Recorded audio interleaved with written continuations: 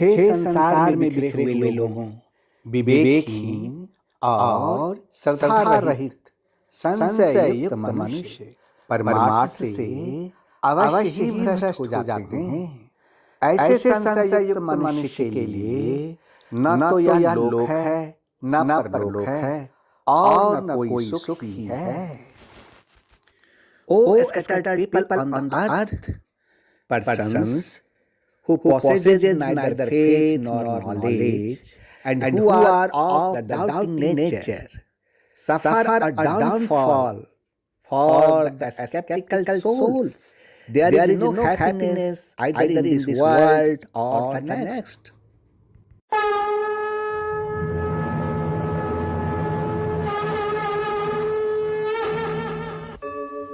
यदा यदा हि धर्मस्य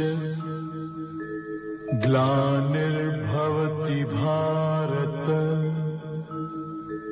अभ्युत्थानम् अधर्मस्य तदात्मानं सृजाम्यहम् परित्राणाय साधूनां विनाशाय च दुष्कृताम् धर्म संस्थापनार्थाय संभवामि युगे युगे।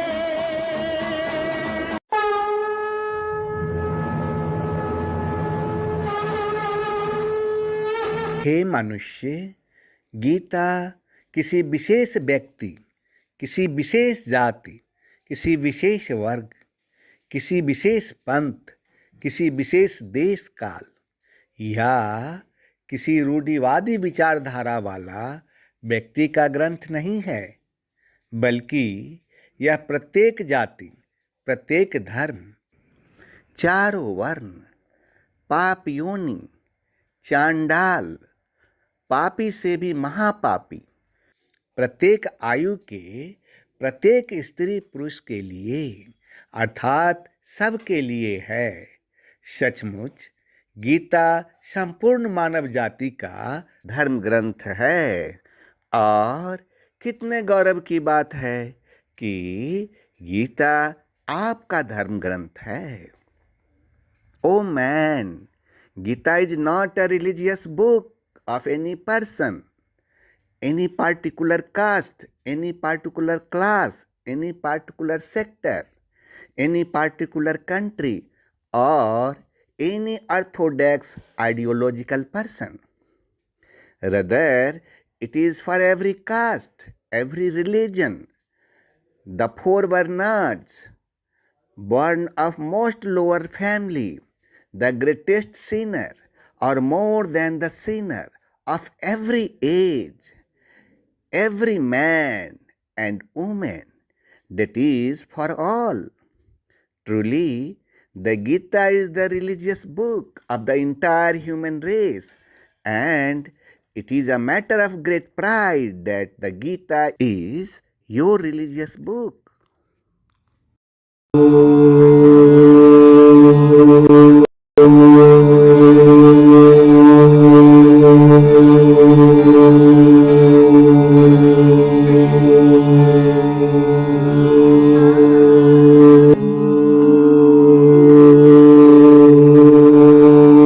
Scattered people on this earth, this program is such a journey that will change your life.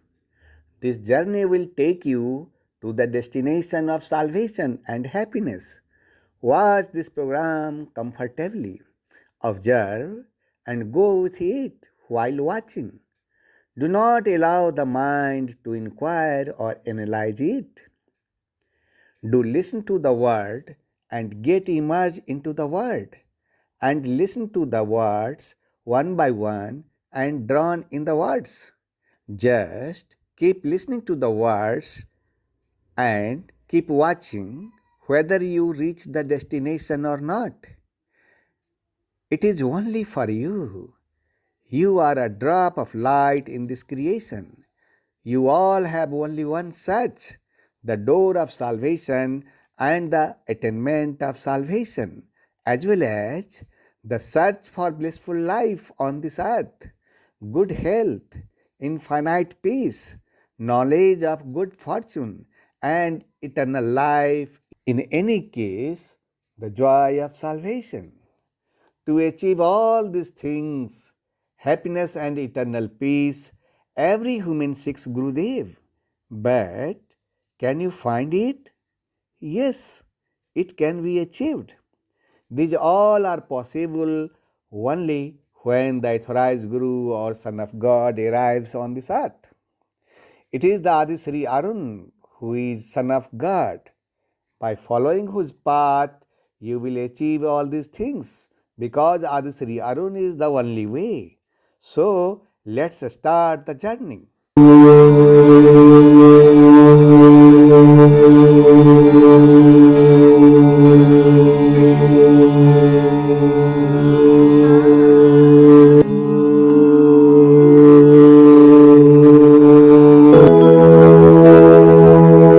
Today we have thanked the Almighty. Prabhu, we are your devotee. We glorify you from deep within. Shower us with your blessings. Prabhu, shower us with your blessings. Prabhu, shower us with your blessings.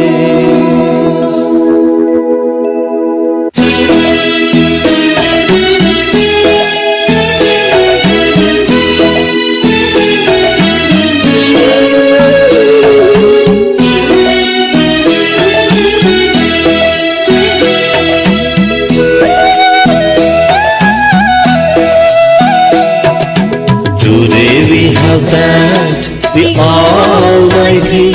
Prabhu, we are your devotee. We glorify you from deep within. Shower us with your blessings. Prabhu, shower us with your blessings. Prabhu, shower us with your blessings.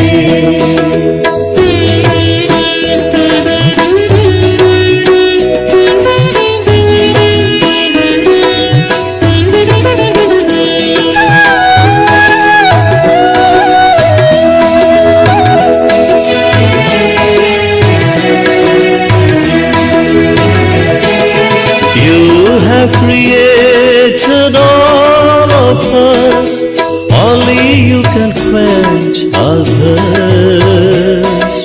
Lead us the path of righteousness and bless us with happiness. Prabhu, bless us with happiness. Prabhu, bless us with happiness. Today we have thanked the Almighty. Prabhu, we are your devotees. We glorify you from deep within. Shower us with your blessings. Prabhu, shower us with your blessings. Prabhu, shower us with your blessings.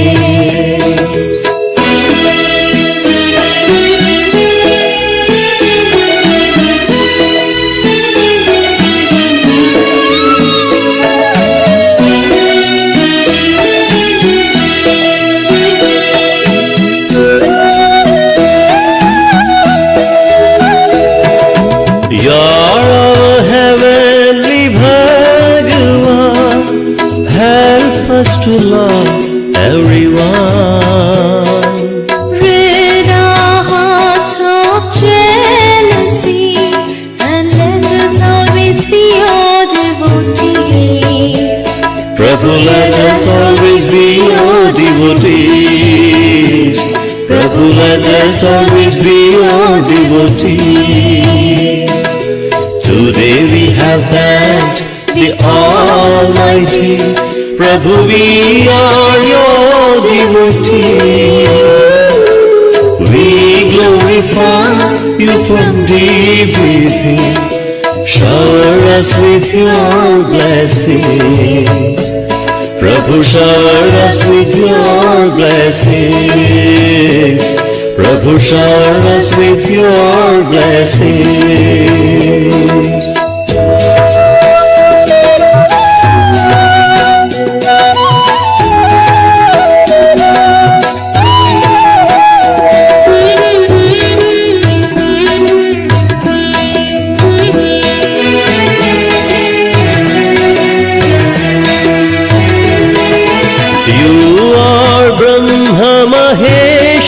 Vishnu, your love is pure and true. Help us to protect our dharma and purify our karma.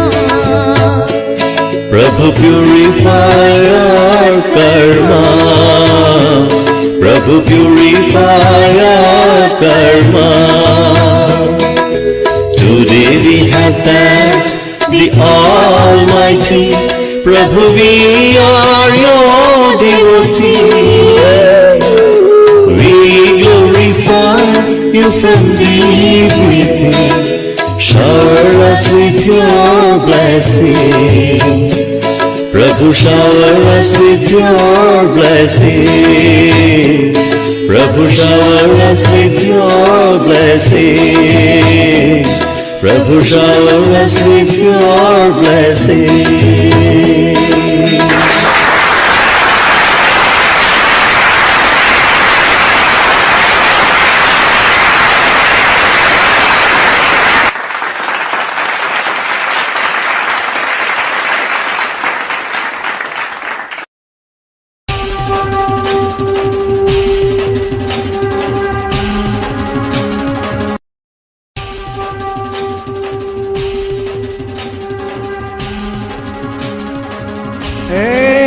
ईश्वर पुत्र आदि श्री अरुण, तेरा ब्रह्म ज्ञान व्यापक था, व्यापक है, व्यापक रहे।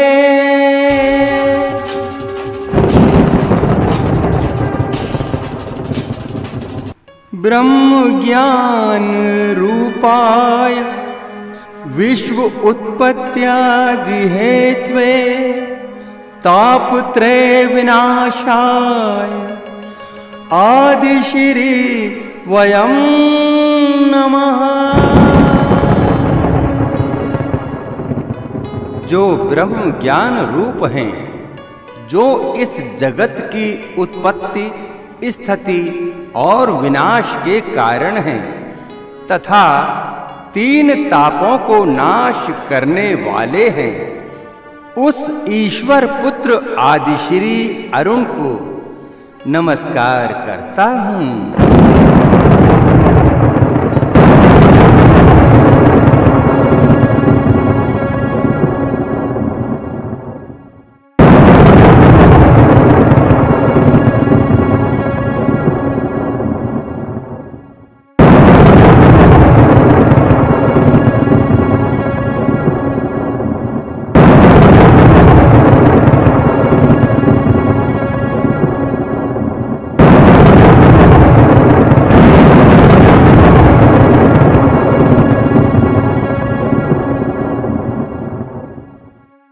हे ईश्वर पुत्र आदि श्री अरुण, काल प्रशासन की प्रेरणा से मैं आपसे मंत्रणा करने आई हूँ। O son of God Adi Shri Arun, I have come to consult you with the inspiration of Kal administration. हे देवी, मंत्रणा कक्ष में आपका स्वागत है। हे देवी, welcome to the consultation room. अब आपको आज से ही कली पुरुष से टक्कर लेने के लिए तैयारी शुरू कर देनी चाहिए, इसीलिए मैं आपकी सेवा में आई हूँ। अब आप कली पुरुष तथा उनके प्रतिनिधि का विनाश करने के लिए अपने योद्धाओं को आदेश दीजिए। अब आप लोगों को उपदेश देने में समय को बर्बाद नहीं कीजिए। Now you should start preparing to compete with Kali Purush from today itself. That's why I have come to your service. Now you order your warriors to destroy Kali Purush and his representative. Now don't waste your time giving instructions to people. आपने काल प्रशासन के द्वारा निर्धारित किए गए समय से मुझको अवगत कराया है, यह तो बहुत अच्छी बात है। लोगों को उपदेश करने में समय की बर्बादी नहीं हो रही है। मेरा यह अवतार संपूर्ण प्रेम का अवतार है। यह समय तो मुझे मेरे भक्तों के बीच प्रेम लीला का है, जिसमें लोगों को महसूस करवाना है कि सबसे पहले ईश्वर ने मनुष्य से प्यार किया, मनुष्य ने नहीं, मनुष्य तो बाद में प्यार किया। पूरा जगत ही उनके प्रेम के आकर्षण का परिणाम है। You have made me aware of the time fixed by the Kal administration. It is a very good thing.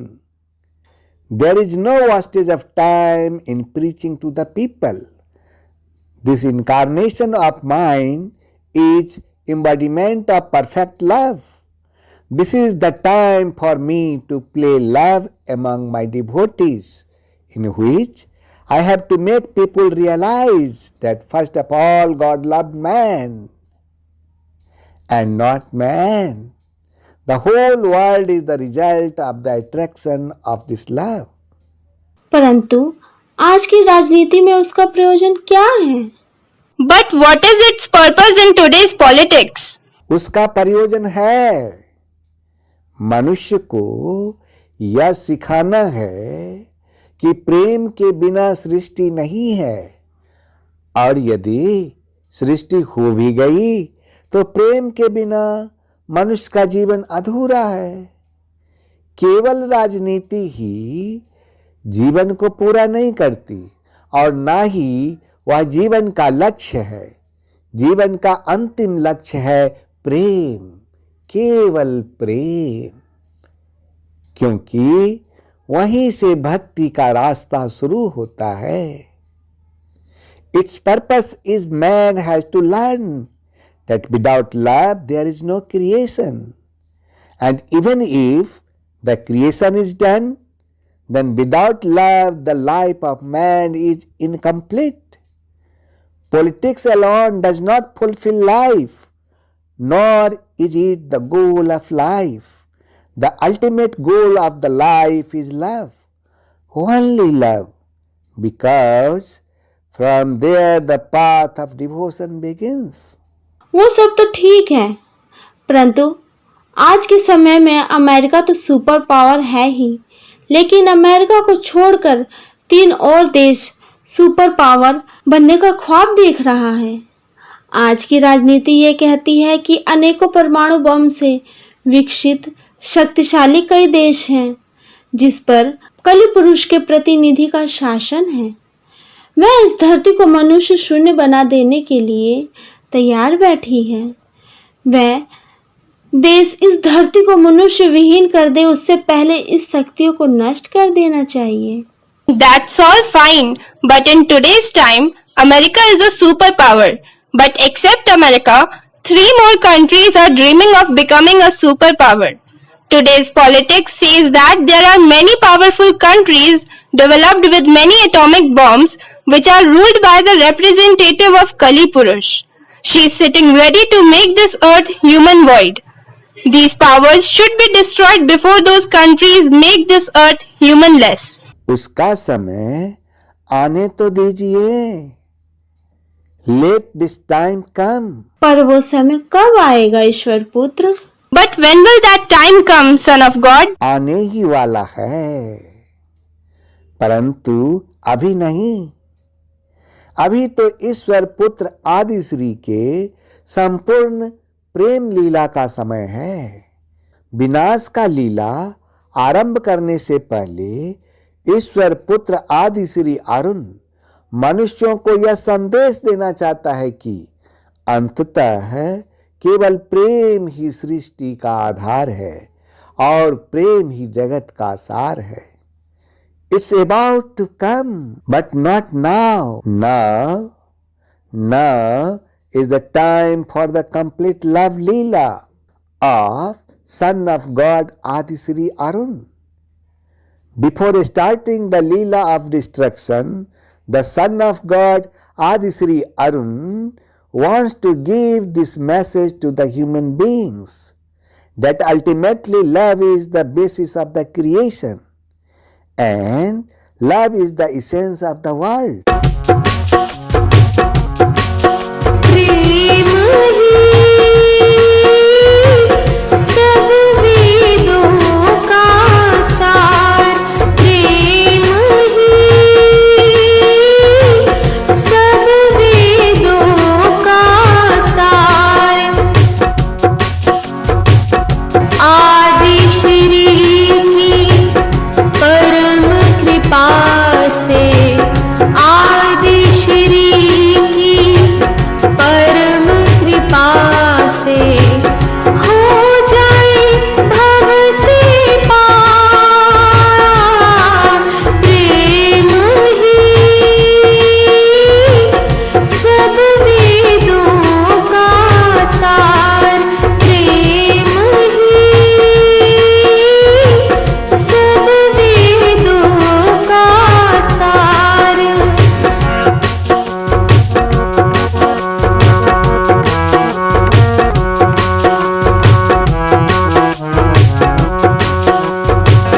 प्रेम के रस्ते पर चल कर ही, प्रेम के रस्ते पर चल कर ही अमृत सागर नदियाँ आए, अमृत सागर नदियाँ आए। इस नदिया से आगे चल के, इस नदिया से आगे चल के प्रेम के सागर में खो जाए, प्रेम के सागर में खो जाए। भक्ति के संग संग मुक्ति भी है, भक्ति के संग संग मुक्ति भी है। हो जाए भव से पार, प्रेम ही सब वेदों का सार, प्रेम ही सब वेदों का सार, प्रेम ही सब वेदों का सार। वाह वाह, आपके जैसे संगीतकार के संगीत के शब्दों में उस परम शक्ति की कैसी व्याख्या है। वास्तव में संगीतकार की दूरदृष्टि ही समय की सीमाओं को लांघकर उस परम शक्ति को देख सकती है कि वह शाश्वत है। वाह! What is the explanation of the supreme power in the words of music? The words of music of a musician like you. In fact, only the foresight of the musician can transcend the limits of the time and see the supreme power that is eternal.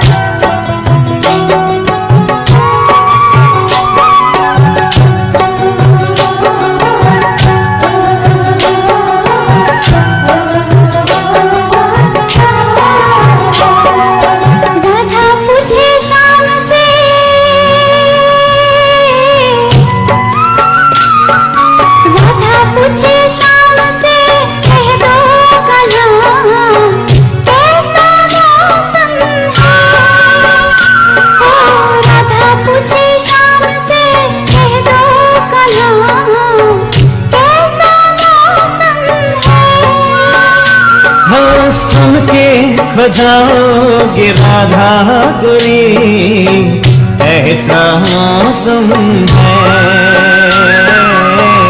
ऐसा मौसम है।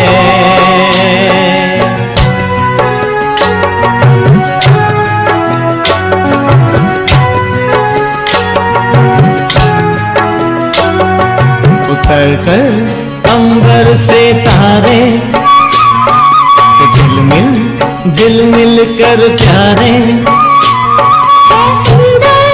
राजकुमार बनकर नाच करते हैं हिलमिल सारे। ये कितना दिव्य नजारा है, प्यारा स्वर्ग हमारा है। राधा पूछे शाम से, राधा पूछे शाम से, कह दो कहाँ कैसा मौसम है।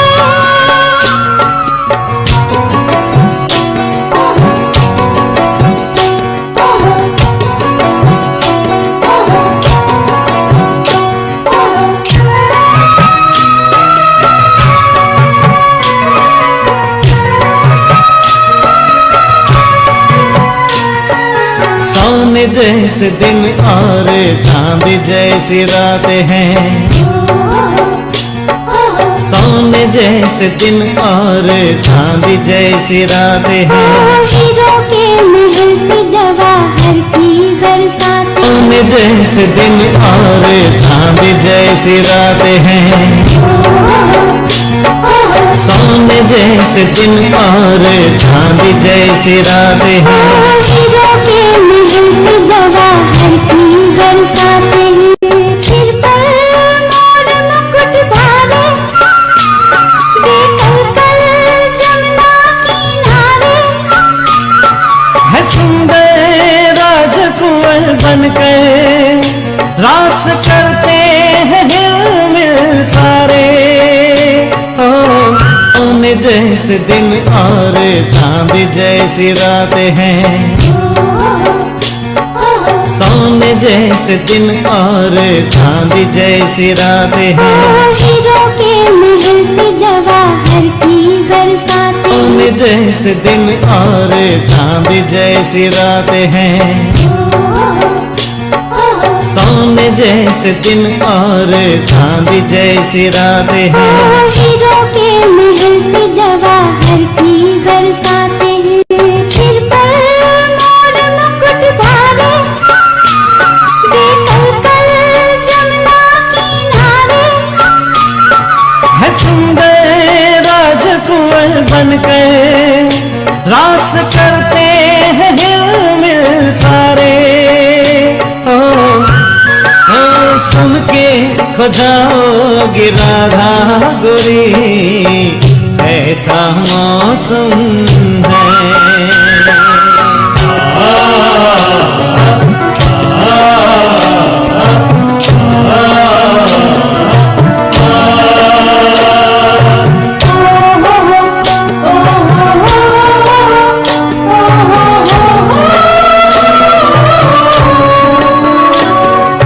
पावन मुखड़ों पे प्यारी मुस्कान है,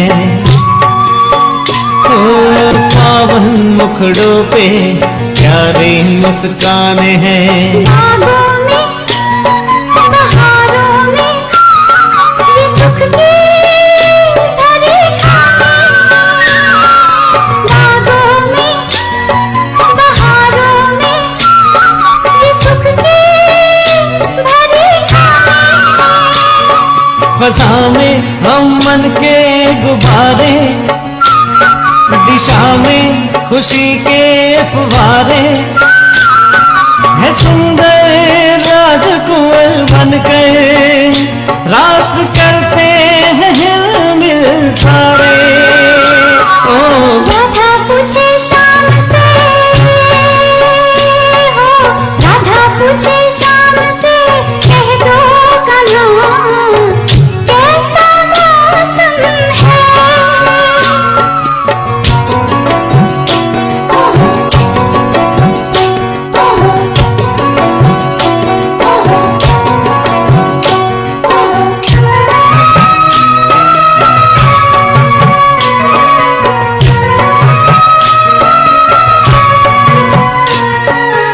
दुनिया बनानी ऐसी किसने पुकारा है, दुनिया बनानी ऐसी किसने पुकारा है, बेहद गगन हो जैसे मिलता इशारा है। सुखद संकल्प यही धारे, नयन वही नवयुग निहारे। है देवी राजकुंवर बनकर रास करते हैं हिलमिल सारे। ओ राधा पूछे शाम से, कह दो कन्हा कैसा मौसम है। ओ राधा पूछे शाम से, कह दो कन्हा कैसा मौसम है। हो सुन के खो जाओगे राधा गोरी, ऐसा मौसम है। ओ ऐसा मौसम है, ऐसा मौसम है, ऐसा मौसम है, ऐसा मौसम है, ऐसा मौसम है, ऐसा मौसम है, ऐसा मौसम है। कौन था ये? कोई दिव्य शक्ति थी, महाशक्ति।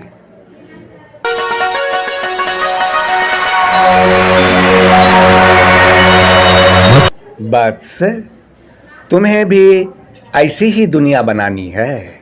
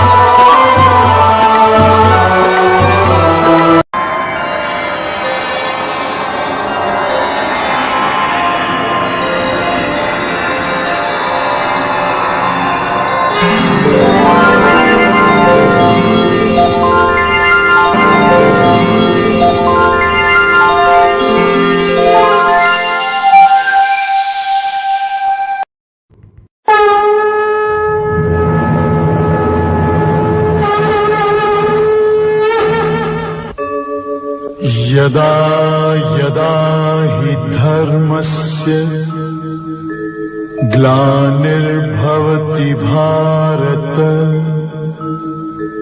अभ्युत्थानम् अधर्मस्य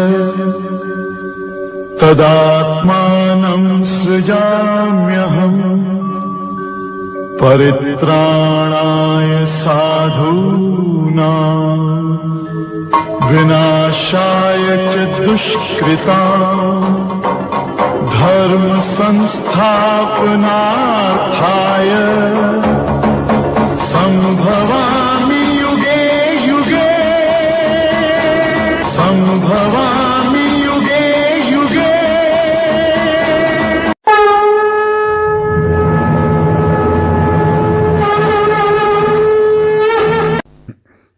हे मनुष्य, गीता मेरा वास स्थान है और मैं इसी पर शयन करता हूँ तथा मैं इसी के ज्ञान के आधार पर तीनों लोकों का पालन पोषण करता हूँ। गीता संपूर्ण मानव जाति का धर्मशास्त्र है जिसमें प्रत्येक मनुष्य के मन में उठने वाली प्रत्येक प्रश्न का जवाब है। अर्थात गीता के श्लोक में मनुष्य के जीवन की हर समस्या का हल छिपा है। गीता के 18 अध्याय और 700 श्लोक में कर्म, धर्म, कर्मफल, जन्म, मृत्यु, सत्य और असत्य आदि जीवन से जुड़े प्रश्नों के उत्तर मौजूद हैं।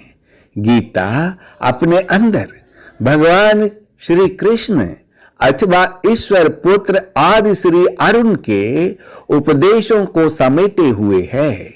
गीता को वेदों और उपनिषदों का सार माना जाता है। जो लोग वेदों को पढ़ने में असमर्थ हैं वे लोग गीता को पढ़कर ज्ञान की प्राप्ति कर सकते हैं। गीता न केवल जीने का सही तरीका बताती है बल्कि यह ईश्वर के अनंत रूप से ही आपको रूबरू करा देगी। इस क्षणभंगुर दुनिया में दुख, क्रोध, अहंकार, ईर्ष्या इत्यादि से पीड़ित आत्माओं को गीता अध्यात्म का मार्ग दिखाकर मोक्ष की प्राप्ति करवाती है। गीता में धीरज, संतोष, शांति, मोक्ष और सिद्धि को प्राप्त करने के बारे में उपदेश दिया गया है। हे मनुष्य, ईश्वर पुत्र आदि श्री अरुण आपसे यह कहता है कि यह दुनिया बहुत बड़ा युद्ध भूमि है। असली कुरुक्षेत्र तो तुम्हारे अंदर है। अज्ञानता और अविद्या धृतराष्ट्र है और हरेक आत्मा अर्जुन है और तुम्हारे आत्मा में ईश्वर का निवास है जो इस रथ रूपी इस रथ का सारथी है। इंद्रियां इस रथ के घोड़े हैं। कामना, क्रोध तथा लोभ ही मनुष्य का महान शत्रु है। गीता मनुष्य के जीवन के शत्रुओं से लड़ना सिखाती है और ईश्वर से गहरा नाता जोड़ने में मदद करती है। गीता अध्याय 3 में अर्जुन ने भगवान श्री कृष्ण के सामने यह प्रश्न रखा कि जब आप कहते हैं कि ज्ञान योग श्रेष्ठ है तो आप मुझे युद्ध रूप भयंकर कर्मों में क्यों लगाते हैं। अर्जुन की निष्काम कर्म योग से अच्छा ज्ञान योग लगा। अर्जुन अच्छी तरह से समझ चुका था कि ज्ञान योग और कर्म योग दोनों मार्गों में ही कर्म करना पड़ेगा। लेकिन अर्जुन भगवान श्री कृष्ण से उन दोनों मार्गों में से किसी एक को चुनने के लिए कहते हैं जो अर्जुन के लिए सबसे कल्याणकारी होगा। भगवान श्री कृष्ण उसे तत्वदर्शी ज्ञानी पुरुष की शरण लेने के लिए प्रेरित करते हैं। क्यों? क्योंकि समझने के लिए केवल एक वही स्थान है। आगे भगवान श्री कृष्ण और ईश्वर पुत्र आदि श्री अरुण क्या कहते हैं, इसको जानने के लिए आपको रेडियंट उपदेश ऑफ गीता चैप्टर 5 के सफर में चलने के लिए निकल पड़िए। तो क्या आप रेडियंट उपदेश ऑफ गीता चैप्टर 5 के सफर में चलने के लिए तैयार हैं?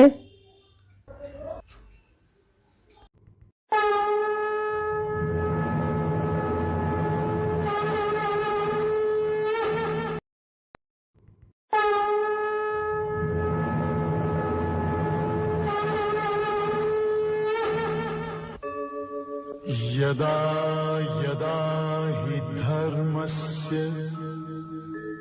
ग्लानिर्भवति भारत अभ्युत्थानम् अधर्मस्य तदात्मानं सृजाम्यहम् परित्राणाय साधूनां विनाशाय च दुष्कृतां धर्म संस्थापनार्थाय संभवामि युगे युगे संभवामि युगे युगे।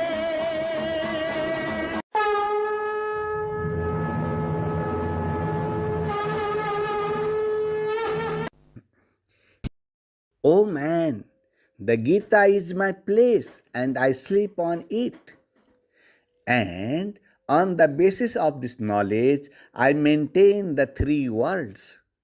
The Gita is the theology of entire human race, in which every question that arises in the mind of every human being has an answer. That is, the solution of every problem of human's life is hidden in the verses of Gita.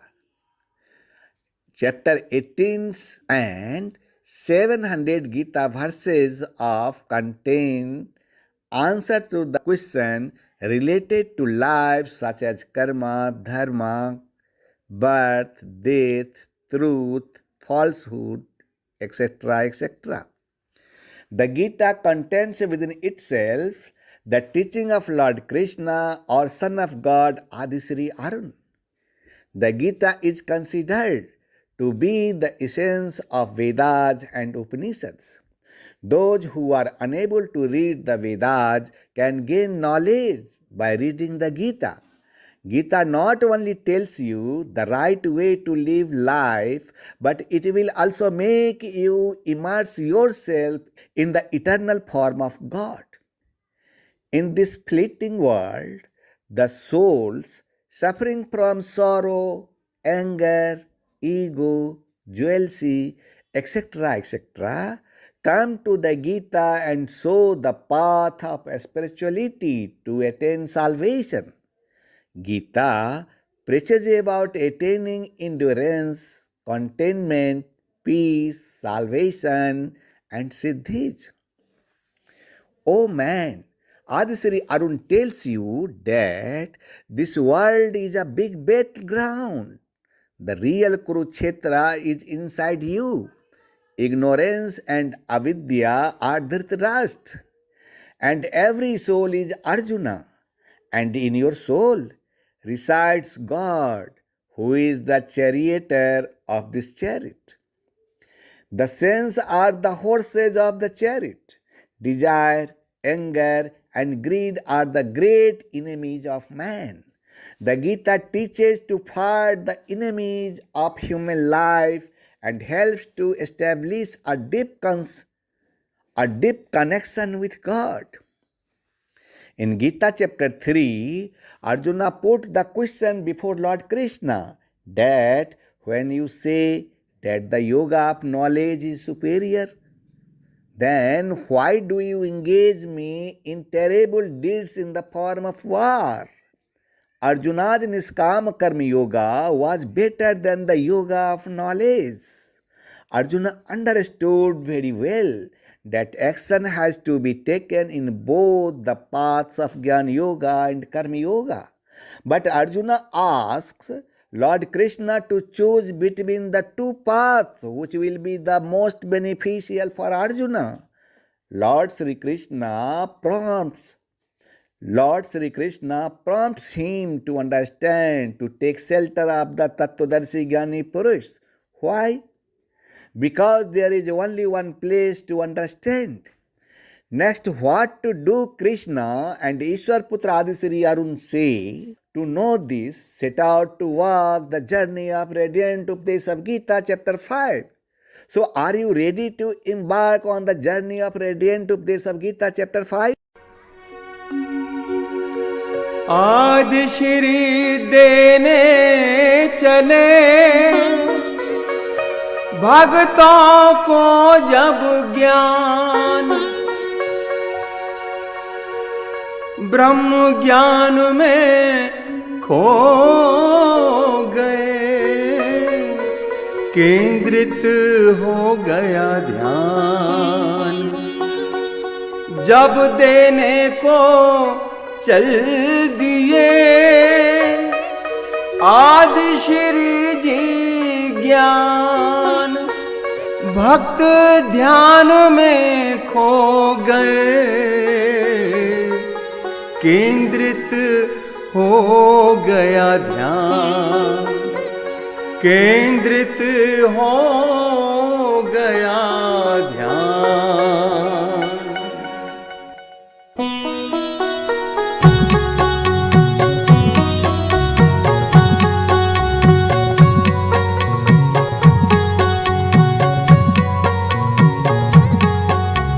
Brahma जागे नारद चौंके, ब्रह्मा जागे नारद चौंके, त्रिभुवन में कौतूहल जागा। चारों दिशाएं शांत हुई और ध्यान धारा पे सभी का लागा। चारों दिशाएं शांत हुई और ध्यान धारा पे सभी का लागा। गीता का महाज्ञान सुनने को, गीता का महाज्ञान सुनने को शिव ने ध्यान समाधि त्यागा। एक अर्जुन के निमित्त मिलेगा, एक अर्जुन के निमित्त मिलेगा, ज्ञानामृत सबको बिनु मांगा।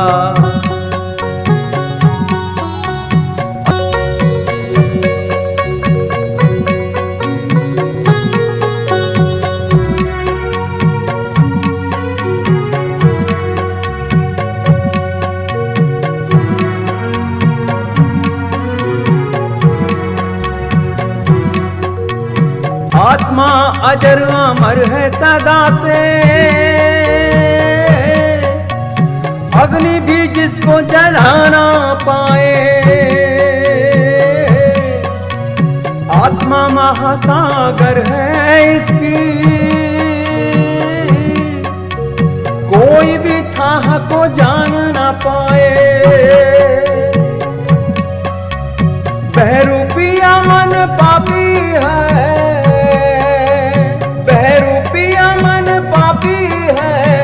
तो हर पल स्वांग रचाए।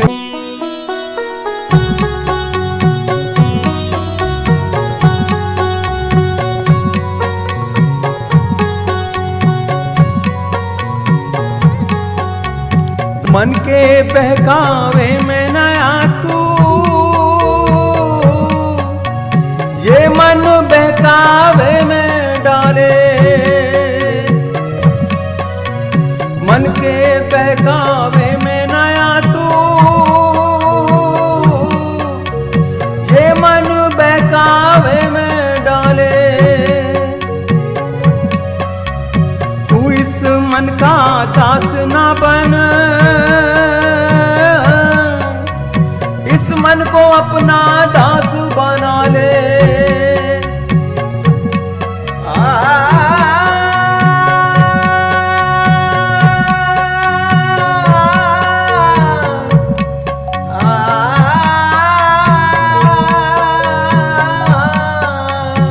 मन के बहकावे में नया तू,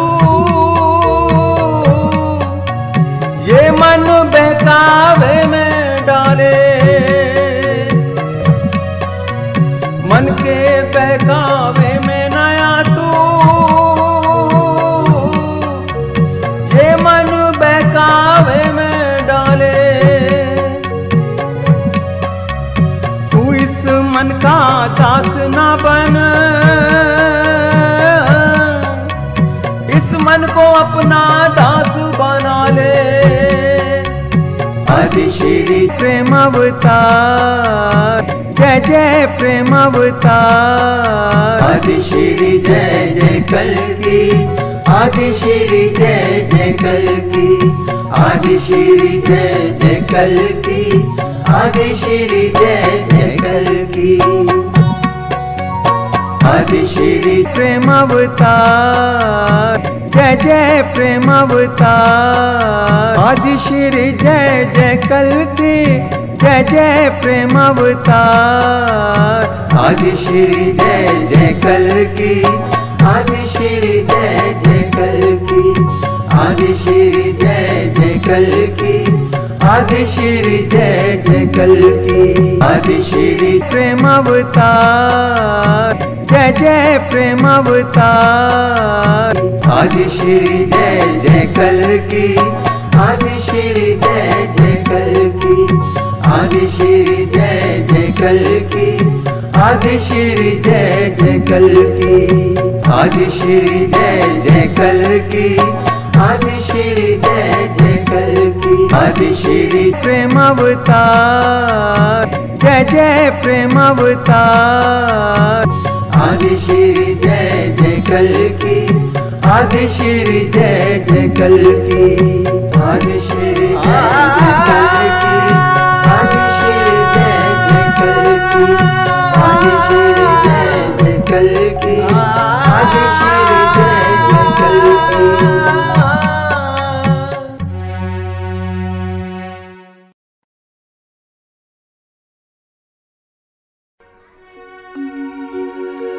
आदि श्री देने चले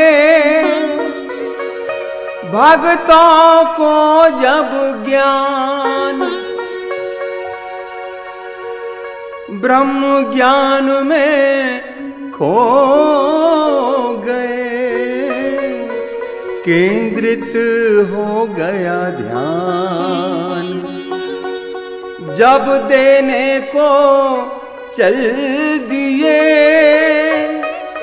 आदि श्री जी ज्ञान, भक्त ध्यान में खो गए, केंद्रित हो गया ध्यान, केंद्रित हो गया ध्यान।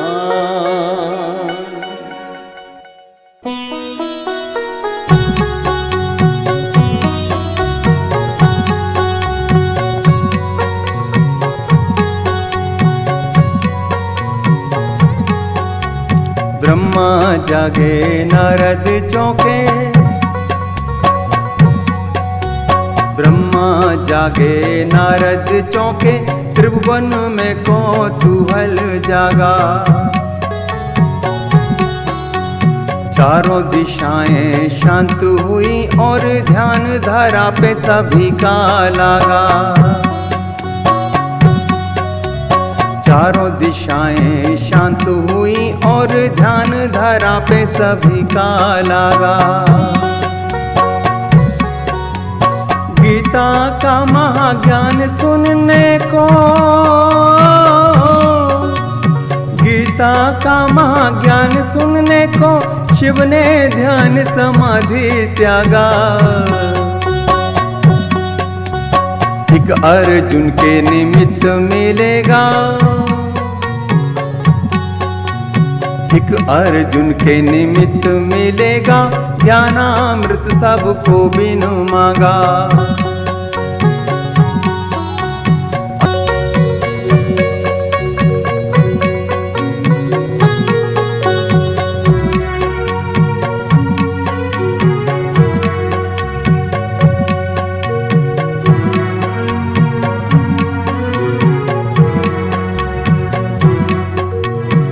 आत्मा अजर अमर है सदा से,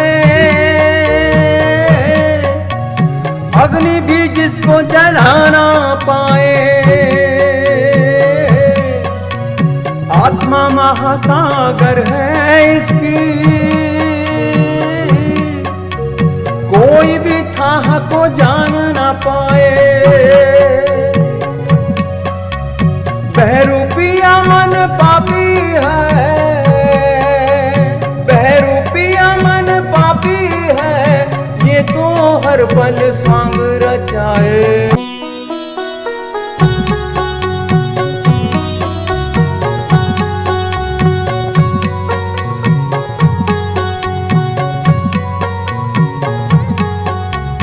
मन के बहकावे में नया तू, ये मन बहकावे में डाले। मन के बहकावे में नया तू, ये मन बहकावे में डाले। तू इस मन का दास ना बन, इस मन को अपना दास बना ले।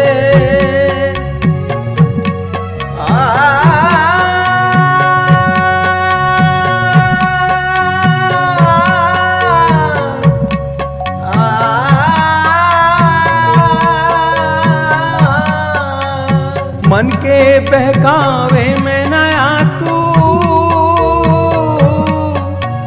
ये मन बहकावे में डाले। मन के बहकावे में नया तू, ये मन बहकावे में डाले।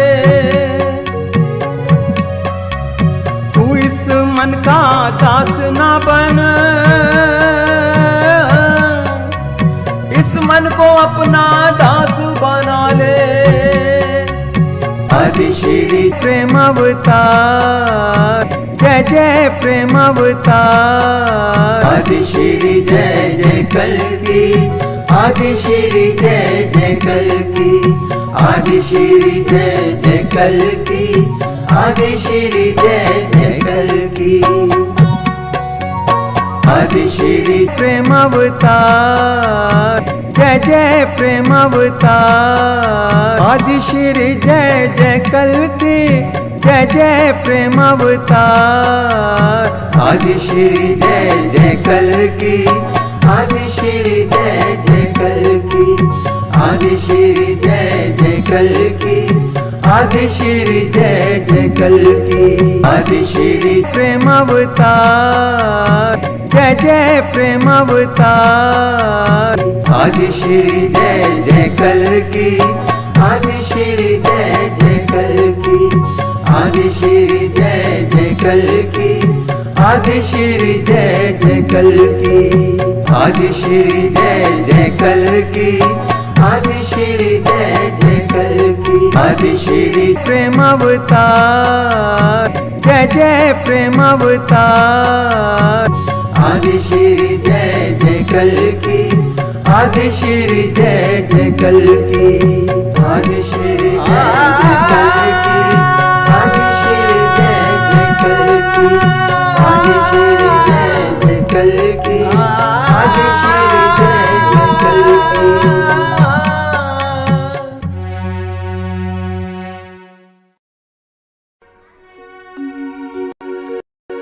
आदि श्री देने चले भक्तों को जब ज्ञान, ब्रह्म ज्ञान में खो गए, केंद्रित हो गया ध्यान। जब देने को चल दिए आदि श्री जी ज्ञान, भक्त ध्यान में खो गए, केंद्रित हो गया ध्यान। केंद्रित हो गया ध्यान।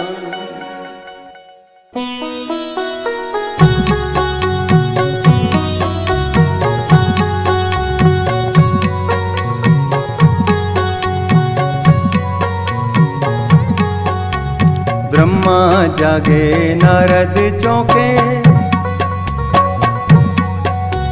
ब्रह्मा जागे नारद चौंके, त्रिभुवन में कौतूहल जागा। चारों दिशाएं शांत हुई और ध्यान धारा पे सभी का लागा। चारों दिशाएं शांत हुई और ध्यान धारा पे सभी का लागा। गीता का महाज्ञान सुनने को, गीता का महाज्ञान सुनने को शिव ने ध्यान समाधि त्यागा। एक अर्जुन के निमित्त मिलेगा, एक अर्जुन के निमित्त मिलेगा, ज्ञानामृत सबको बिनु मांगा।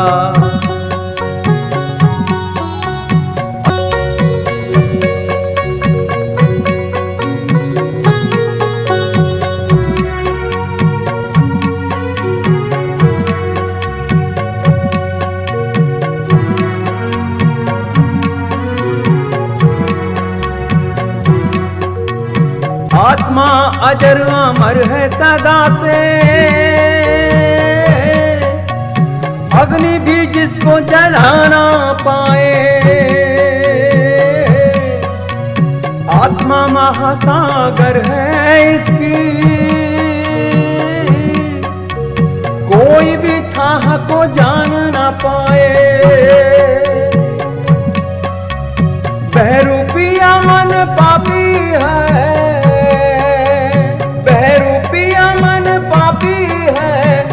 तो हर पल स्वांग रचाए।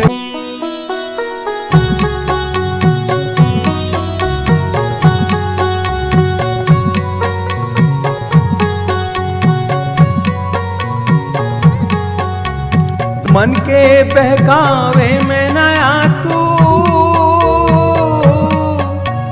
ये मन बहकावे में डाले। मन के बहकावे में नया तू, ये मन बहकावे में डाले। तू इस मन का दास ना बन, इस मन को अपना दास बना ले।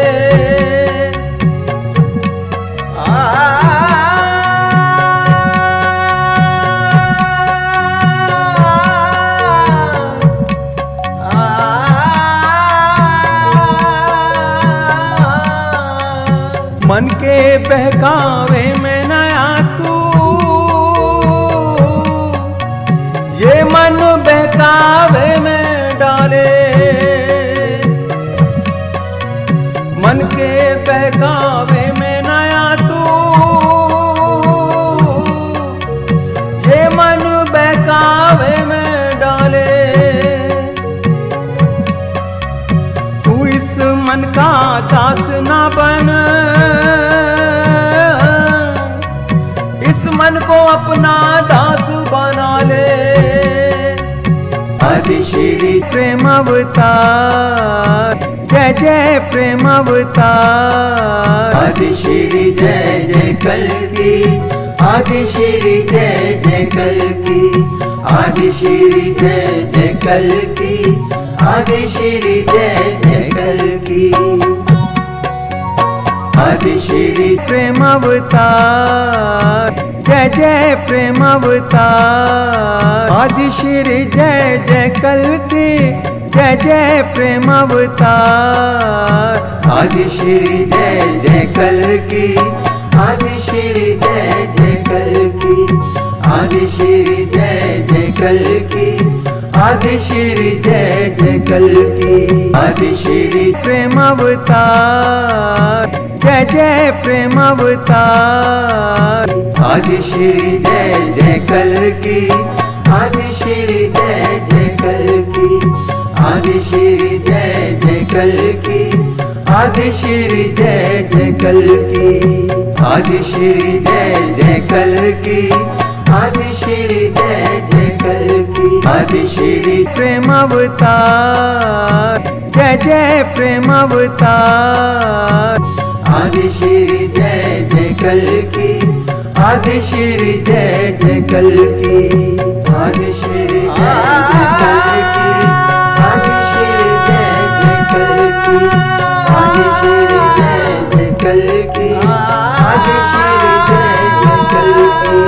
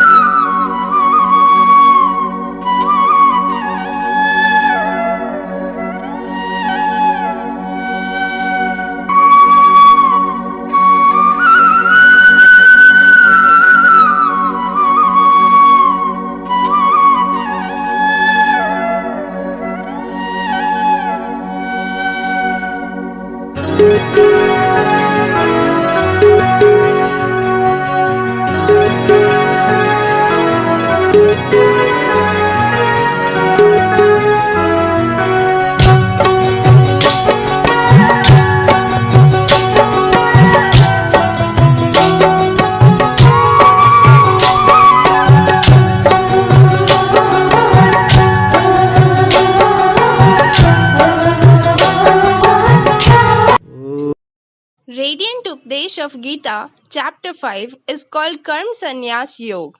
While traveling in the Ganges of Gita, you have come to Chapter 5. O man, the Gita is the essence of the Vedas and the Upanishads. If you understand the Gita well, then understand that you have acquired the knowledge of the Vedas. Therefore, there is no greater knowledge than the Gita. If you understand the Gita well, there is nothing in the world that you cannot do. So let me now begin the journey of Radiant Updesh of Gita chapter 5. O man, in Radiant Updesh of Gita chapter 4, you received the amazing knowledge through Son of God Adi Shri Arun. The Son of God Adi Shri Arun or Lord Shri Krishna told that in the beginning of this cycle, I taught this eternal science of Yoga to the God Son, Vivaswan.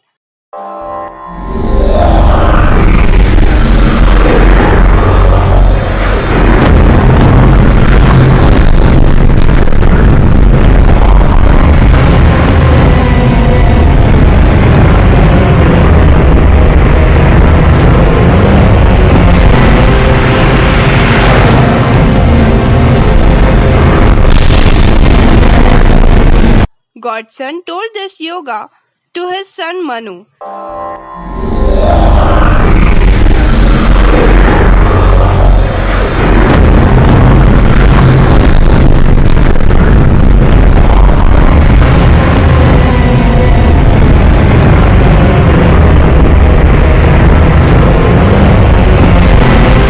Manu told this yoga to his son Ikshvaku.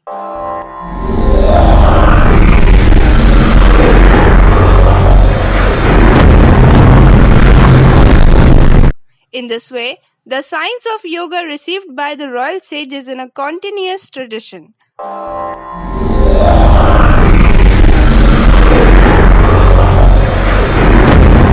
But with a long passage of time, it was lost to the world. Today, I have told you this ancient yoga because you are my devotee and also my friend. Therefore, I am imparting this secret knowledge to you. The second time he said, "O man, I am not born like ordinary beings. I am imperishable and also unborn. I am the God of all beings. Therefore, I am not born like a natural man. Rather, I subjugate nature and manifest through my Yogmaya."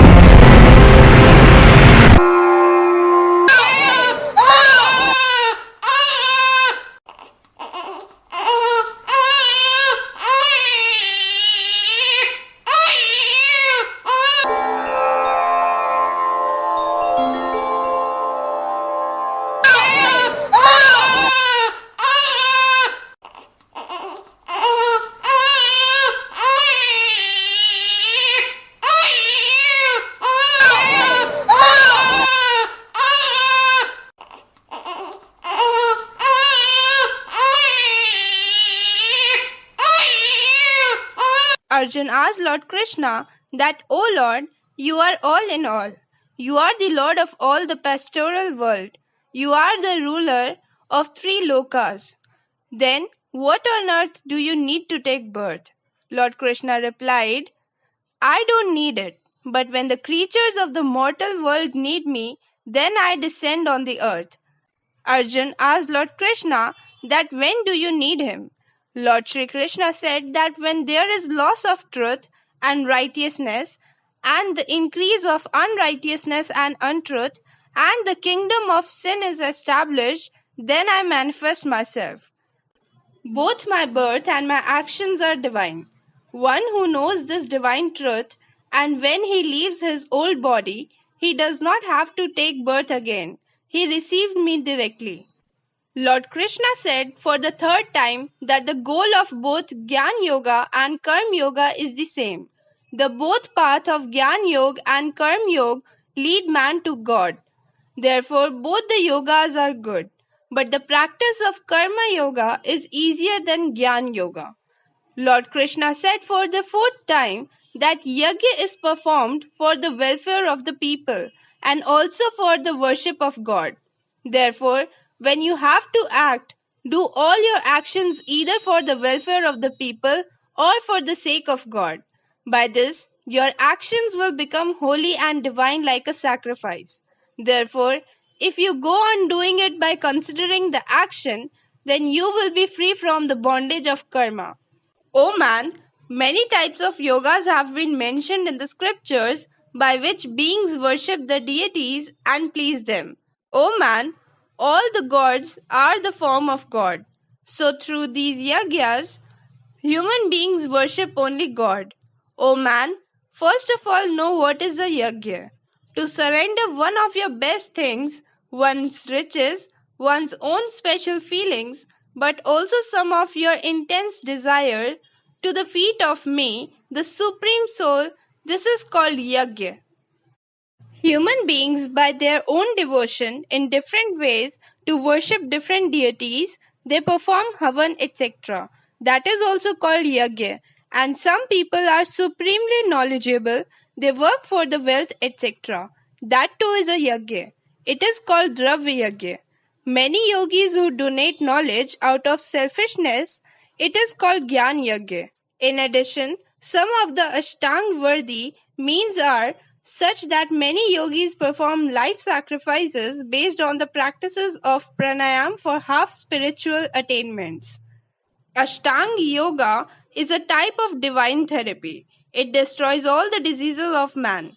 Now the question arises that how is the yajna based on the action of pranayam? O man, yogis perform havan for pran vayu in apan vayu and sometimes perform havan for apan vayu in pran vayu by means of both mantra and tantra. Only a few yogis and a few, by esoteric yogic science, by stopping the movement of both the life air and the insult air, offer their lives in the soul itself. Now the question arises that what is apan vayu and what is pran vayu? In the language of yoga, the outgoing and exhaling air during pranayam is called pran and the incoming breath is called apan vayu.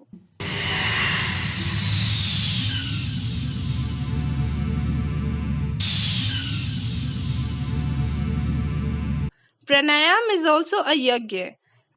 At the time of this yajna, the exhalation of pran and apan, that is in belief drawn in, is supplemented by pranayam with the havan.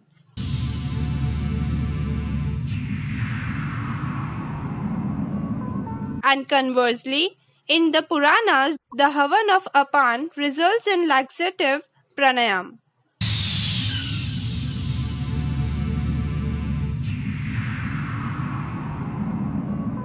With the cessation of both pran and apan, that pranayam becomes kumbhak.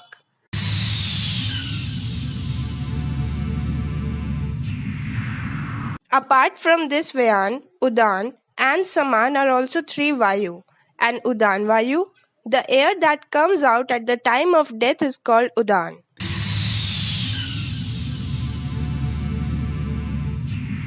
The one who delivers the same hormonal juice to all the places in the body is called Saman.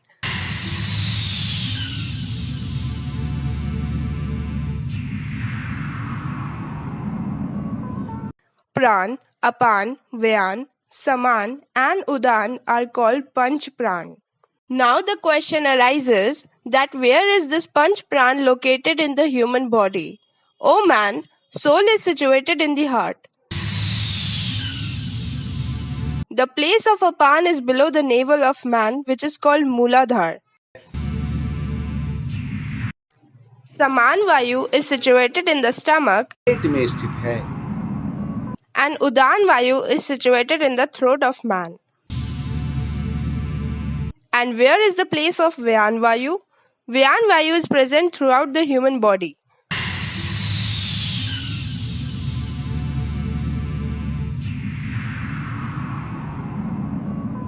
According to Yoga Shastra, by doing pranayam and yoga, longevity is obtained for doing public welfare works. It also gives physical and mental health, which gives spiritual consciousness to the creature. मानसिक स्वास्थ्य भी मिलता है जिससे प्राणी को Now get ready and see what all things Radiant Updesh of Gita chapter 5 has to offer you in your journey. O God, you have told many types of yajnas, and especially liquid yajna is not possible either for the poor man. That is why, O Lord, tell us that which is the best and which is the best yajna so that people can be benefited. O man, the sacrifice of knowledge is the best, ignoring the liquid sacrifice. Lord Krishna and God's son Adi Shri Arun said so, because the highest welfare of man can be achieved only on the strength of knowledge. All the living beings in the world can be benefited only by the power of knowledge. Knowledge only makes a man aware of good and bad, sins and virtues, religion and adharma. Even through knowledge, the creature gets accurate knowledge of the nature of God. O man, knowledge is that fire in which all the vices, arrogance, and ego, etc. of man are burnt to ashes. O man, even the value of devotion is knowledge. That is, the origin of devotion is also from knowledge. On reaching the top of the mountain of knowledge, man gets the knowledge that there is a clear sky far above the top of the mountain of knowledge.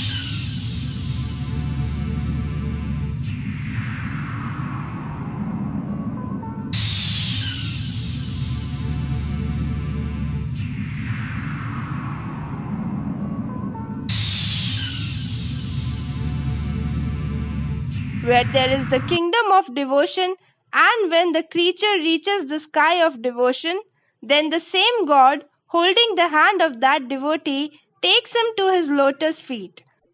O man, understand that by climbing the last ladder of knowledge, one gets the wings of faith, and with the help of the wings of faith, one starts flying in the sky of devotion.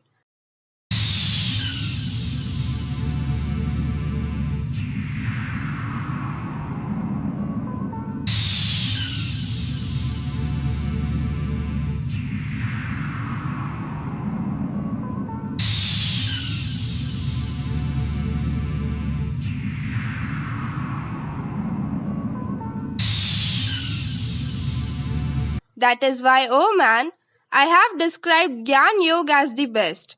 It is only through knowledge that he will first see the whole creation within himself. Then again, he will see everything contained in the only one God. When you attain this knowledge, then even if you are not the biggest sinner in the world, you will sit in this new form of knowledge and easily cross the ocean of sins and reach the refuge of God. You listen to its every word and let's get immersed in the word. Arjun told Lord Krishna that once, "O Krishna, you used to talk about renunciation of actions, but now you praise Karma Yoga. O God, directly tell me that which is beneficial for me." O man, when you ask the other person the way to go somewhere, and if that person tells you two ways, what would you say? "Hey brother, tell me which is the easiest way from where I can reach my destination soon." Where you do not get the right answer, then like Arjun, you should never hold back to get the answer. One just has to live his daily life with integrity and duty.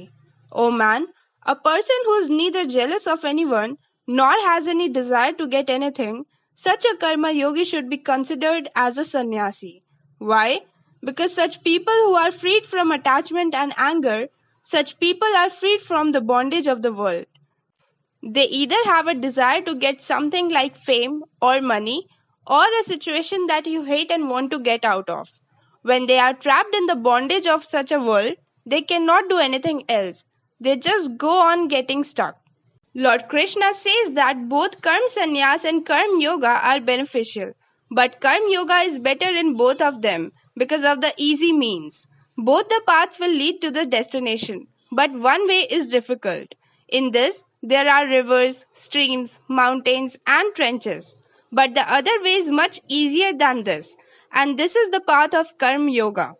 Karma Yoga is the path that each of us can do at all times. No special preparation is required for this. But oh man, there is nothing better than if you can leave both of them. If you have neither desire nor hatred for anyone, then you will become such a karma yogi who will be considered a true sannyasi. Oh man, those who accept that renunciation and karma yoga yield different results, such people are also great fools among fools. Oh man, sannyas and karma are two different paths, and whose destination is that God in whom you have to meet one day. Don't believe the sannyasis who leave the world in ochre-colored clothes and live by begging. The real sannyasi is the one who has conquered his feelings. Oh man, the person who considers good and bad to be the same and who wants to attain God by staying in karma yoga is also not wrong, because you have to choose your own path. Oh man, it is the final destination for knowledge yogis to reach the supreme abode, and the final destination for karma yogis to reach the supreme abode.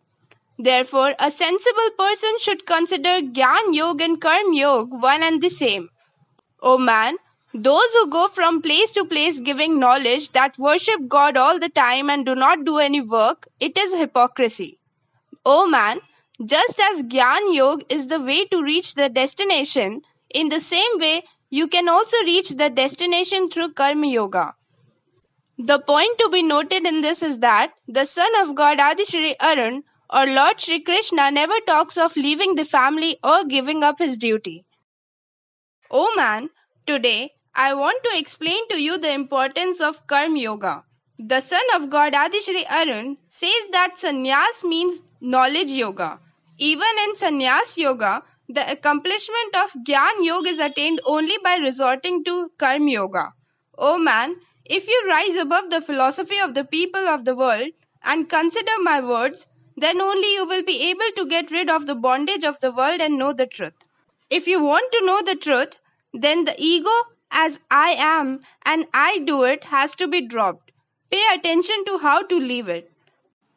The senses are stronger than the physical body. Therefore, control the physical body with the senses. The mind is stronger than the senses. Therefore, control the senses with the mind. Knowledge is stronger than mind because knowledge judges right or wrong. Thus, control the mind with knowledge.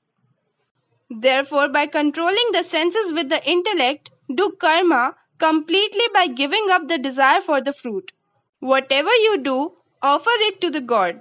By doing this, the good and inauspicious results produced by that action will be destroyed and you will be saved from the bondage of karma. If you act in the way I have told you, your ego will automatically drop.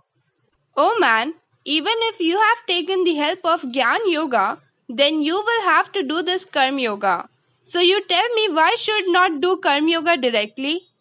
Oh man, if you fill the water of the river in the pitcher, it remains only water. That's how you came out of that God and you belong to him. There will be no difference between you and the God. A sack is rice. You take it to the shop to sell. The shopkeeper does not charge the price by looking at each and every rice of that sack. He inserts the bama in the sack, takes out a sample of rice and sees it, and guesses that this sack will contain the same rice, and on the basis of this sample decides the price of rice. In the same way, to know how God is, you should know your soul. How is your soul? The soul is a small particle of light or a subtler than a subtle light. He is pure, calm and blissful. O man, the person whose mind is under his control, who has conquered the senses and who is absolutely pure from within and has made himself absolutely pure. Such a karma yogi does not fall in the trap of karma even while performing such karma. When a person comes to a very pure and pure state, then he is faced with his own soul. Oh man, this is the biggest truth of the world, and this is the whole game of knowing someone, and this is being explained by the Son of God, Adi Shri Arun, in different ways. आत्मा है वह सत्य की जिसको शस्त्र काट नहीं पावे हो।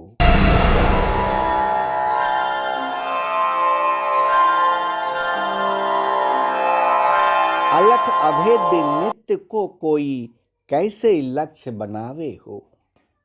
अग्नि का भाग चर्म का तन है, तन को भस्म बनावे हो। अमर तुम्हारे कौन अचर को कैसे अग्नि जलावे हो।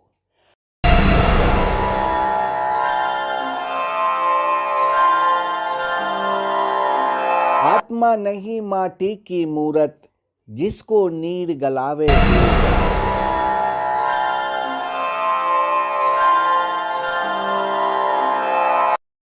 यह तो है महासागर इसकी कोई था न पावे हो।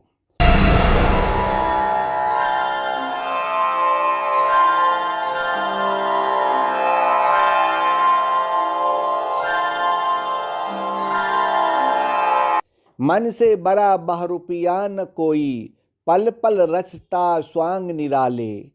माया ममता में उलझा रहे वो, पर जाए जो मन के पाले।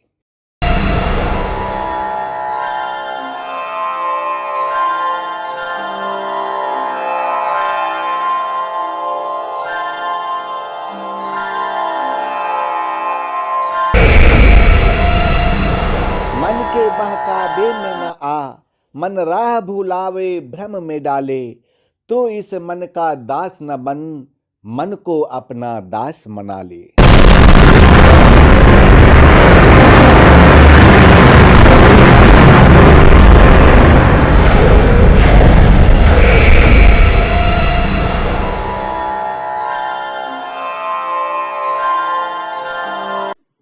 man, one who has come to know this truth and one who has attained this knowledge, sees, hears, touches, smells, eats, sleeps, breathes, speaks, and does everything.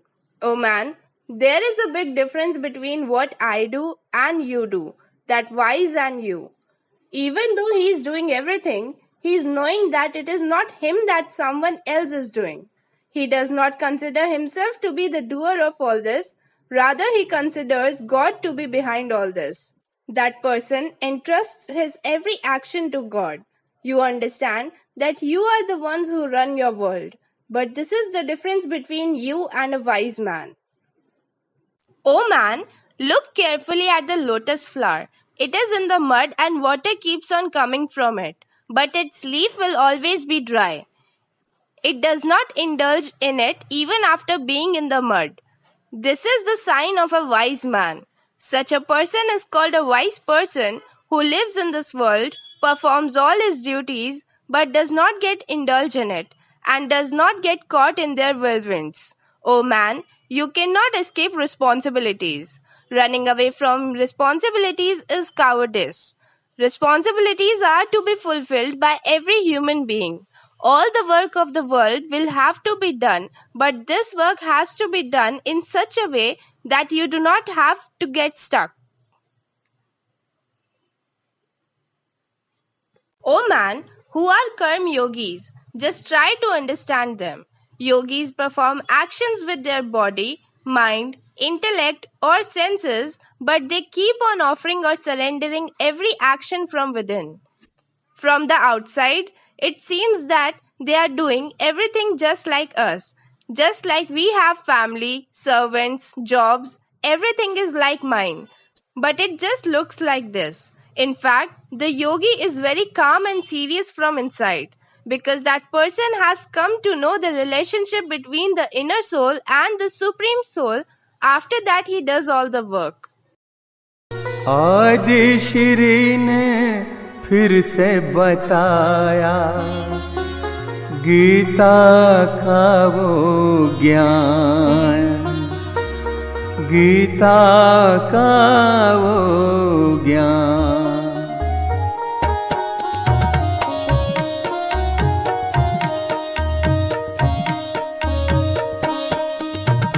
सबको मुक्ति का मार्ग दिखाया आदि श्री ने, सबको मुक्ति का मार्ग दिखाया आदि श्री ने।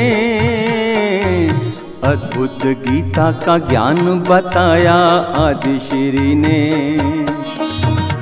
अद्भुत गीता का ज्ञान बताया आदि श्री ने। सबको मुक्ति का मार्ग दिखाया आदि श्री ने, अद्भुत गीता का ज्ञान बताया आदि श्री ने, अद्भुत गीता का ज्ञान बताया आदि श्री ने। अद्भुत अद्भुत अद्भुत है ये गीता का ज्ञान, अद्भुत अद्भुत अद्भुत है ये गीता का ज्ञान।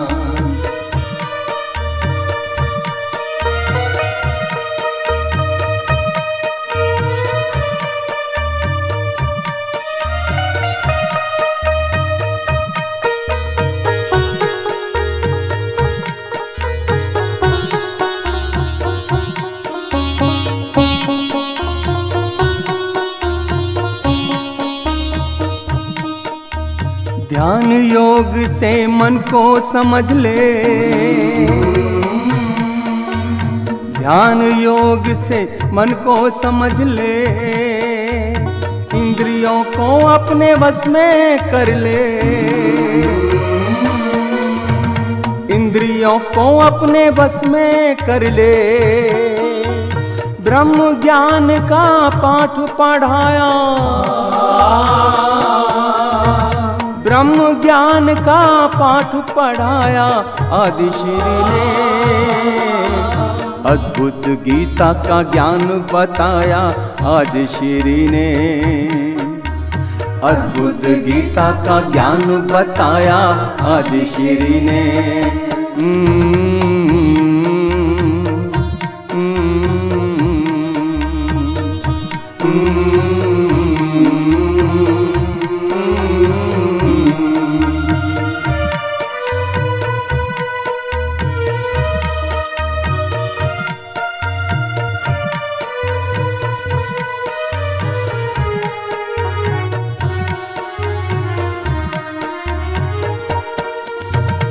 ईश्वर पुत्र की अद्भुत माया,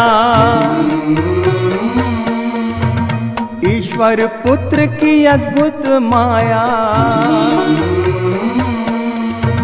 कोई भी भेद ये समझ ना पाया, कोई भी भेद ये समझ ना पाया, धर्म अधर्म का भेद बताया आदि श्री ने, धर्म अधर्म का भेद बताया आदि श्री ने, अद्भुत गीता का ज्ञान बताया आदि श्री ने, अद्भुत गीता का ज्ञान बताया आदि श्री ने। आदि श्री है जग से न्यारे, जग से न्यारे, जग से न्यारे, जग से न्यारे, आदि श्री है जग से न्यारे, न्यारे, जग से न्यारे, जग से मन को वश में करते हैं जो,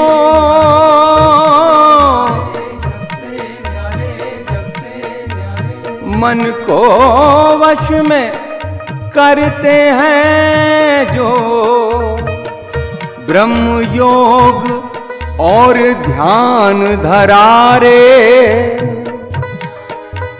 आदि श्री है जग से न्यारे, जग से न्यारे, जग से न्यारे, जग से न्यारे, जग से न्यारे, ओ आदि श्री है जग से न्यारे, जग से न्यारे, जग से न्यारे, जग से न्यारे, जग से, जग से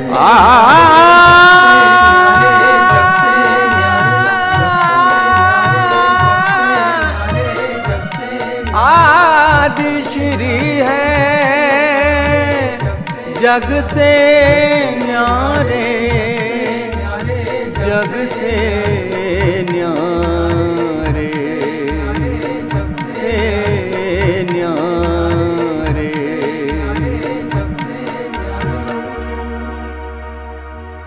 O man, I, the son of God Adi Shri Arun, want to inform you that a Karma Yogi renounces the fruits of his actions, and it is because of this renunciation that he attains God.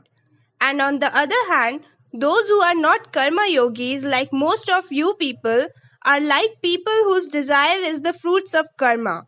That's why they get tied up in it, and they are never able to get rid of the troubles of this world.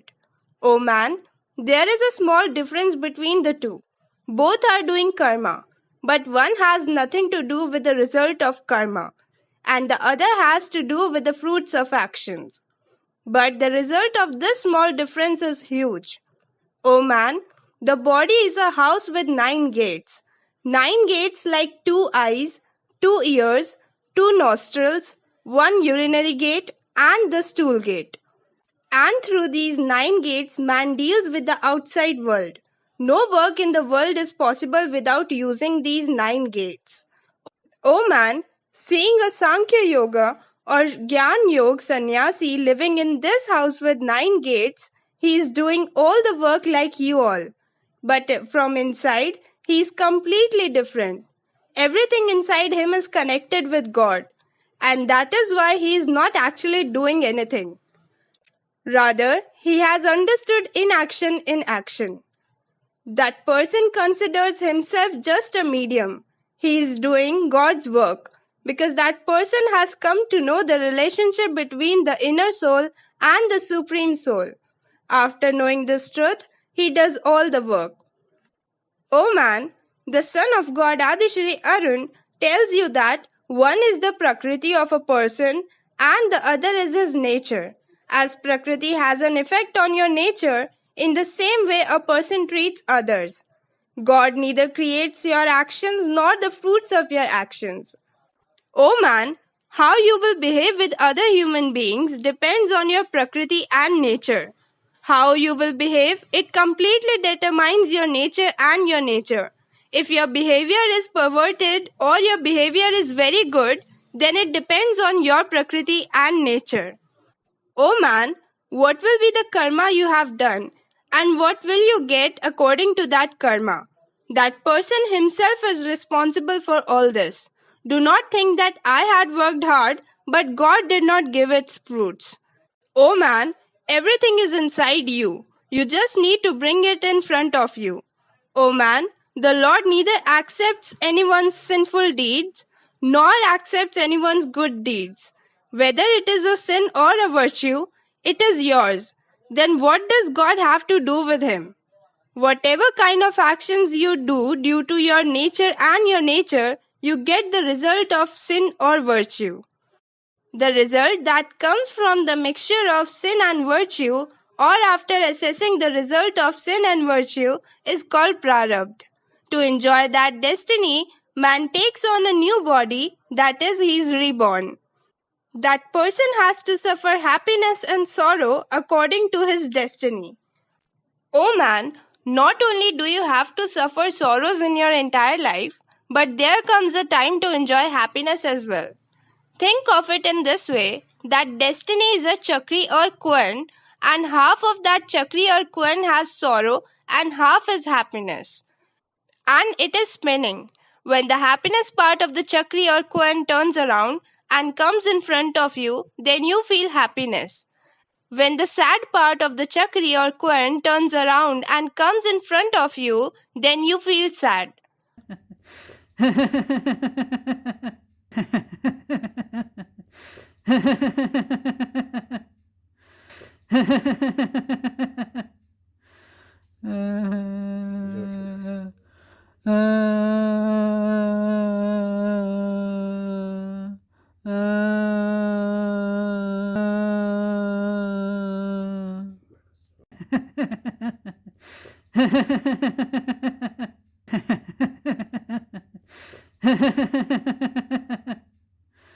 हे मनुष्य, तुम कर्म कर सकते हो, कर्म करने के लिए संकल्प कर सकते हो, परंतु इसका फल पाना तुम्हारे हाथ में नहीं है। मान लो कि अच्छा भोजन बना है और भोजन खाने के लिए तुमको दिया गया है। भोजन स्वादिष्ट भी है और तुम इसको खाने के लिए हाथ से उठाकर मुंह में डालने वाले हो, परंतु यदि खाना का निवाला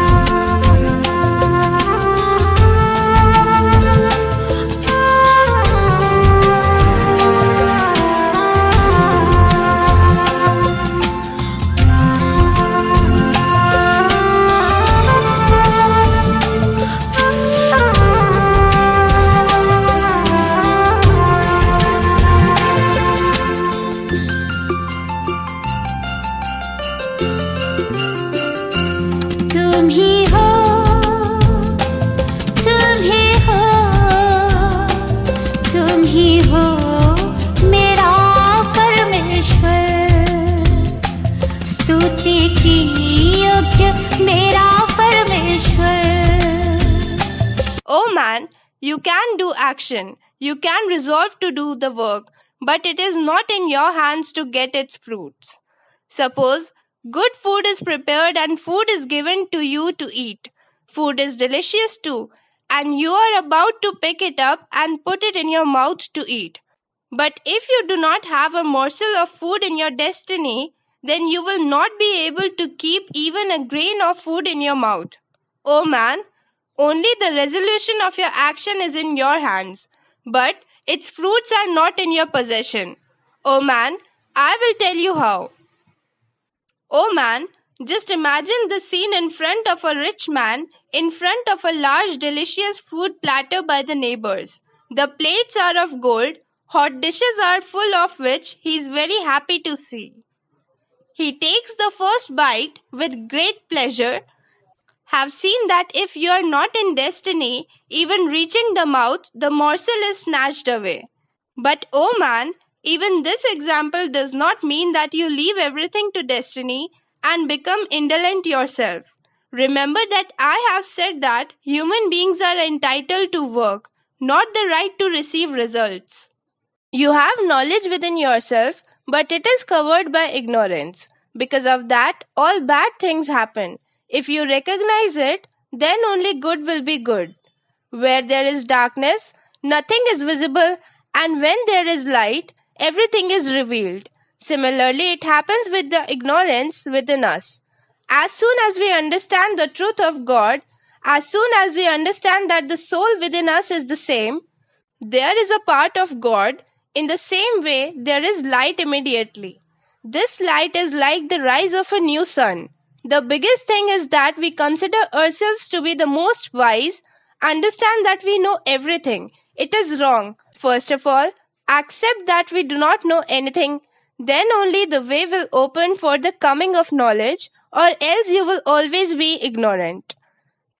There can be talk of knowledge. Do you find it boring philosophy or nonsense?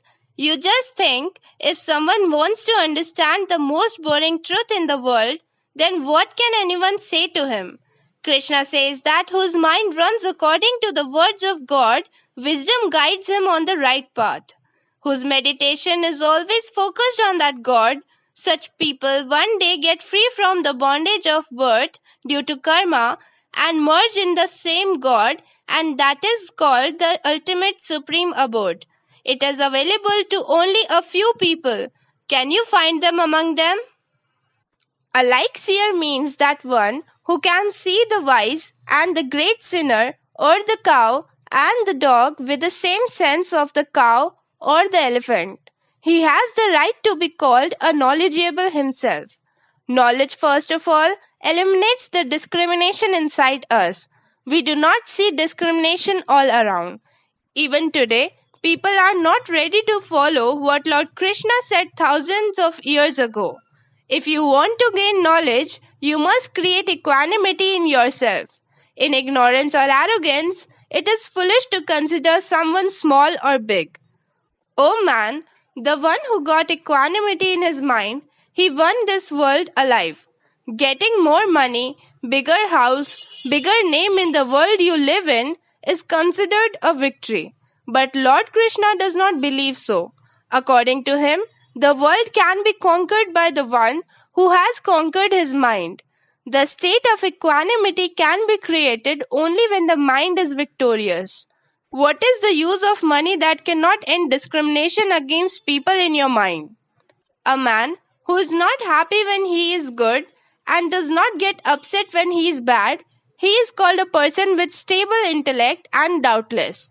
Steady intelligence means not getting distracted in difficult situations. That is, when a decision has to be taken even in difficult situations, then in that situation also your intellect should remain stable and the decision should be taken right. Eyes see, ears hear, tongue tells taste, skin touches. Enjoyment of these senses and their objects gives you pleasure. You get happiness from all this. O man, in fact, the enjoyment of all these senses is the cause of all your miseries. Food tastes good only as long as you are eating it. Listening to something good also gives pleasure only for a short time. Therefore, all the pleasures of the senses are perishable. That is why wise men do not get caught up in the pleasures of these senses.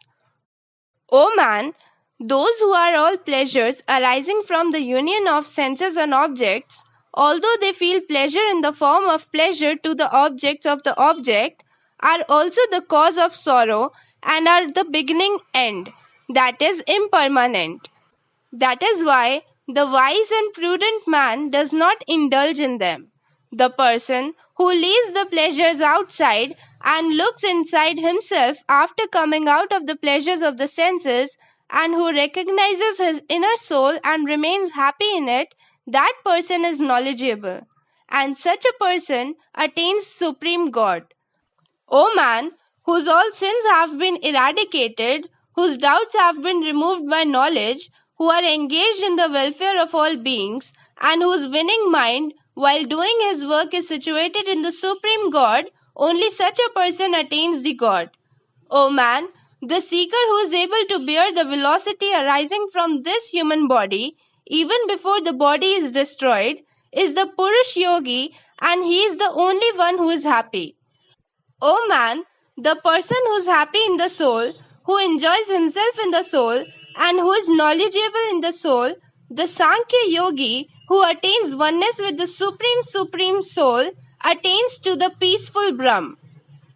O man, whose all sins have been destroyed, whose doubts are cleared by knowledge, who are engaged in the welfare of all beings, and whose conquered mind is fixed in the Supreme Lord, they attain to the Brahmavetta Purush, peaceful Brahm.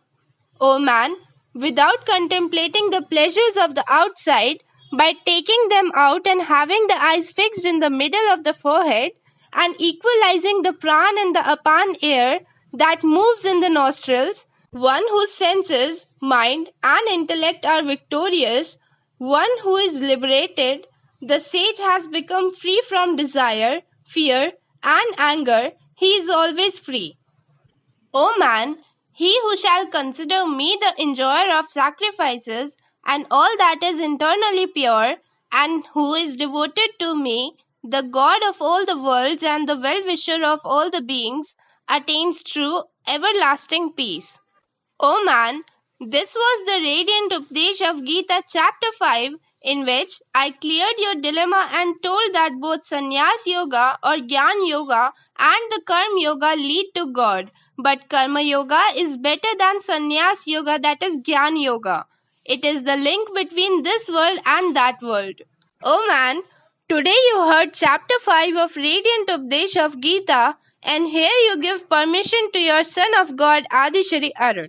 Now next Thursday, I will come again in front of you with the 6th chapter of Radiant Updesh of Gita. On that day, you will be ready to go on the journey of the 6th chapter of Radiant Updesh of Gita. Till then, you wait. Thank you.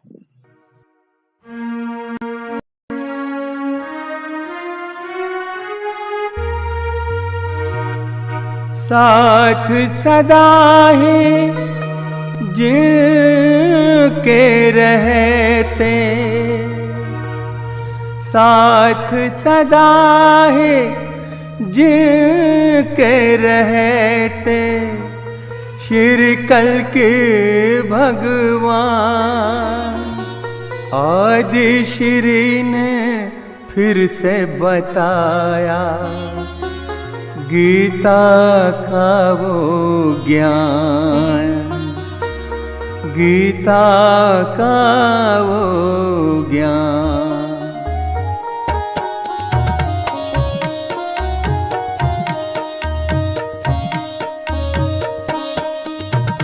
सबको मुक्ति का मार्ग दिखाया आदि श्री ने, सबको मुक्ति का मार्ग दिखाया आदि श्री ने,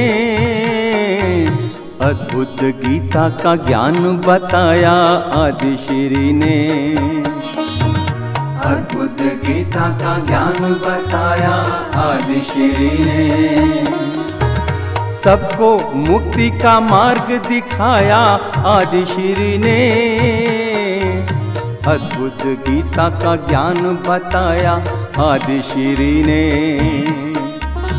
अद्भुत गीता का ज्ञान बताया आदि श्री ने।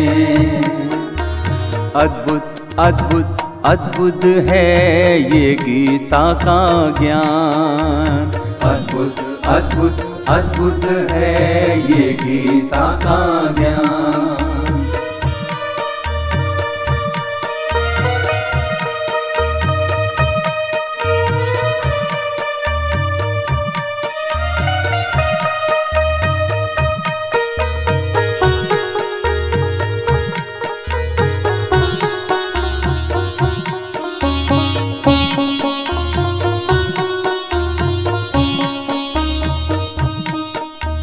ध्यान योग से मन को समझ ले, ध्यान योग से मन को समझ ले, इंद्रियों को अपने वश में कर ले, इंद्रियों को अपने वश में कर ले, ब्रह्म ज्ञान का पाठ पढ़ाया, ब्रह्म ज्ञान का पाठ पढ़ाया आदि श्री ने, अद्भुत गीता का ज्ञान बताया आदि श्री ने, अद्भुत गीता का ज्ञान बताया आदि श्री ने।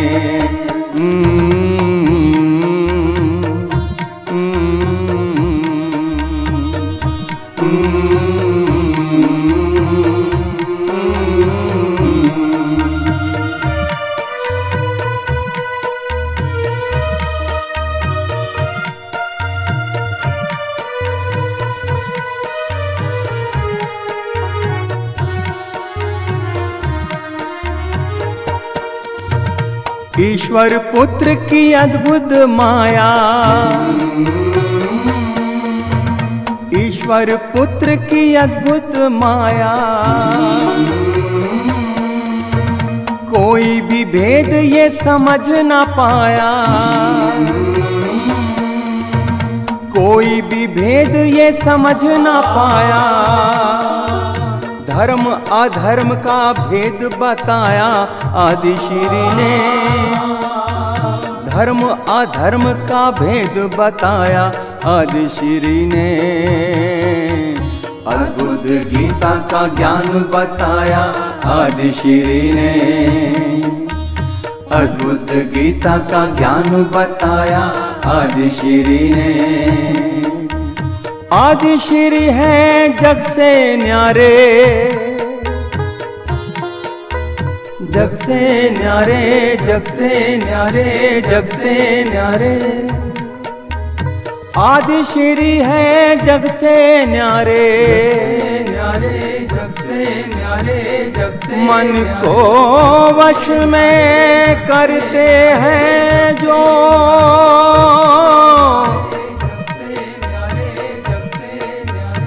मन को वश में करते हैं जो, ब्रह्म योग और ध्यान धरारे,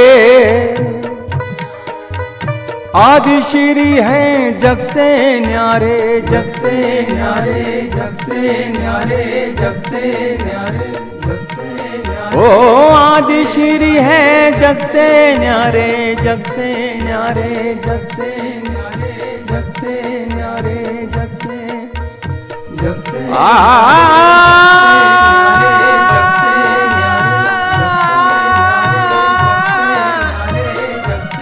आदि श्री है जग से न्यारे।